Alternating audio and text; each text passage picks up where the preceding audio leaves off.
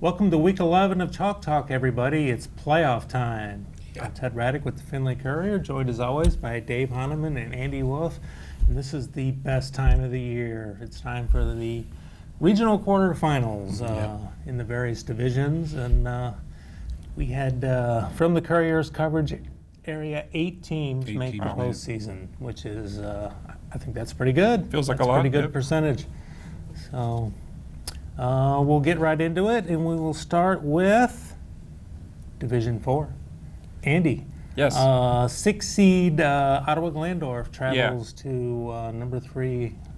And this is an Ottawa Glandorf team that I think just 2 weeks ago was holding the top seed in the region. Right. They had a tough stretch past couple weeks, losing to Kenton and Wapakoneta.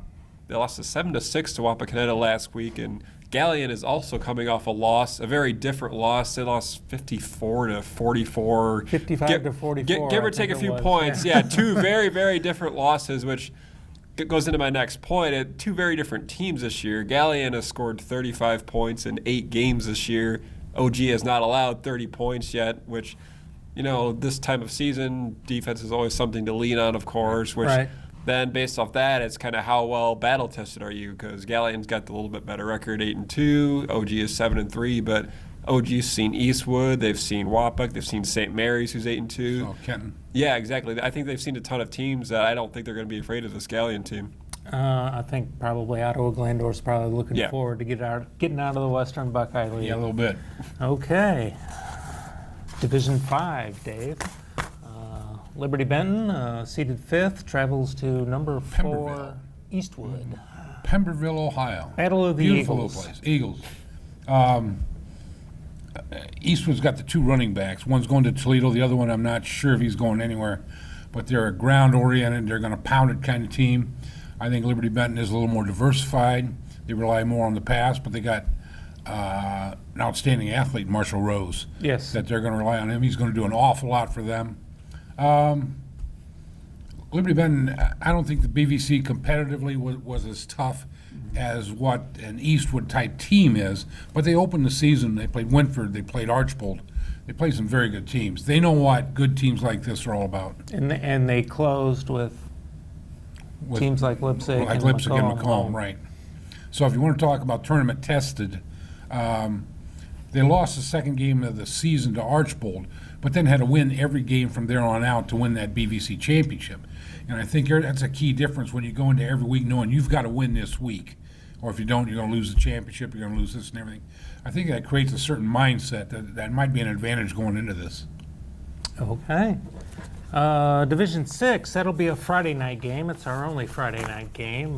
Region 22, Cary goes up, and they're the number 8 seed, and they go up against number 1 seed Collins Western Reserve. And Western Reserve's a team. They're another team that's put a lot of points up on the board. Do they play in the Firelands? They do play in the Firelands. With Norwalk St. Paul. Norwalk St. Paul is the other notable team from that conference. Western Reserve has a 2,000-yard rusher. They have a quarterback who's thrown for about 1,400. So Cary's defense is going to be tested. The Blue Devils come into this game at 5-5. They made the playoffs last year and suffered some pretty heavy graduation losses. So for them to get back into this is a plus for the program. I'm not so sure Cary's not going to be really competitive in this game. It's tough to say. You have to feel like, if they're thinking, hey, if we can play with Seneca East and not just play with and beat them. I think Seneca East is the 2 seed in this region, I believe. Maybe they've got that going for them, gives them some confidence and some belief to get through this game. Cary kind of handled Seneca East. They did, yeah. Yeah. Okay. Division 7, Saturday night games. Region 26 is where the vast majority of our area teams are. And we will start, Andy, number 1 Lipsick hosting Mohawk. Rematch of last year, just flip-flop the seeds. Yeah, I don't think anybody was too surprised that Lipsick upset Mohawk last year just because of Lipsick's veteran presence, of course. This year we knew Lipsick would be good. One thing that really impressed me, I saw Lipsick in their Week 10 game against Arlington where they just looked far the better team, and Arlington's kind of in the middle of the pack in the playoffs, of course.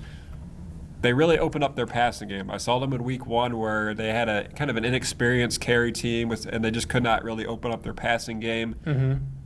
Last week they had about 4 plays over 30 yards in their passing game with Drew Liffick, which if you're just one-dimensional in the playoffs, it's going to be tough to get there. But Drew Liffick really showed that they can push the ball down the field, and they can really shut down the run game too. It could really hinge on the health of Cole Williamson, who got a little banged up last week, but I think they've got enough backs to at least get past Mohawk, but we'll see how that goes. Okay, Dave, the game you'll be covering this week, number 3 seed Patrick Henry hosts number 6 Arlington. Right. Both teams are 7-3. I like both these teams. I mean, Arlington's going to pound it on the ground. Yep. They got 3-4 running backs that they can hand off to.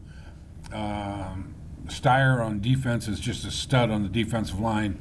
So I think they match up well with the Patrick Henry team. Patrick Henry is a scary team going into these playoffs. They may be one of the toughest teams in there. They're only a couple extra points away from being 9-1 and against a very, very good schedule.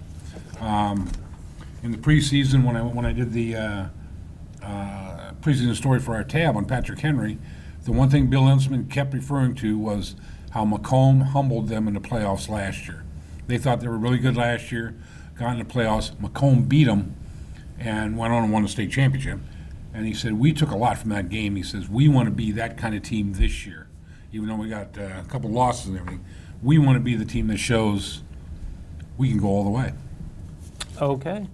4th seeded Macomb will host Edgerton, and this is 2 teams that again played last year in the playoffs. Rematch of last year. Macomb kind of won that game handily. Surprisingly, too. I mean, just the way that Edgerton was beating everybody up. Last year, Edgerton was just absolutely crushing people, and Macomb took care of that. Right. It was that surprised me because I saw Edgerton play. I think it was Pandora, and I thought Pandora's diversity would be a key factor here, and Edgerton just steamrolled them. That offensive line was so good. Their backs were so good. They just marched up and down the field all night. Well, you give Macomb's coaching staff a week to prepare for a football game, and it's going to be tough to beat them. Right. Macomb comes into the playoffs on a 2-game losing streak. But they have a really good quarterback. Holy cow! Very productive. Chris, how do you know how it's the same thing Tanner Schrader did last year? Yeah. Multi-talented. He could run. He could throw. You could put him out at receiver if you wanted to. He's going to be a good defensive player. He knows how to take a good athlete and put him in the best position possible to help that team. And we have Region 28, the game I'll be covering Saturday night. Hardin Northern makes the trip down to Fort Loramie. The Polar Bears, Andy, I mean, they just had to have a win in Week 10, and they went out and got it. They got it out a win against a very kind of tough Waynesfield Goshen team. I think that's a team that started 4-0 or 5-0. They're kind of playing for their playoff lives. They needed a lot to go right if they would have lost that game, but it was looking like for a chance they might get a rematch against Lama Perry, of course, but Fort Loramie might be probably a little bit tougher team. If I want to say, did they win the region last year? Or go to state? I can't remember, but I know they had a nice little playoff run last year, so it's a Fort Loramie team that's been in the playoffs.